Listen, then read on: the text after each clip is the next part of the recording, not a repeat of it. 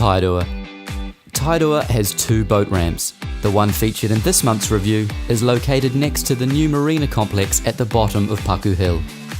This hard sand ramp is closest to the bar, and a 15-metre wide side channel takes you to the main channel, after which it is a short trip to the bar itself. The ramp is accessible at all tides, and a 4-wheel drive tow vehicle is recommended for larger trailer craft. There is no dedicated parking, but you will be able to find a spot in all but the busiest days on the grass area nearby.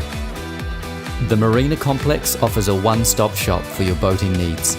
Dutchies caters for most fishing, diving, spearfishing and boating needs, including bait and ice.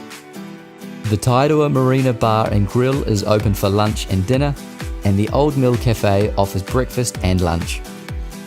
There is 24/7 fuel available, 95 octane petrol and diesel, and takes both credit and debit cards. A toilet block with 2 outdoor showers is approximately 20 metres to the right of the ramp, with more showers and a toilet a further 100 metres away. Marina berths can be rented through the dive shop. Power loading is strictly prohibited at this ramp.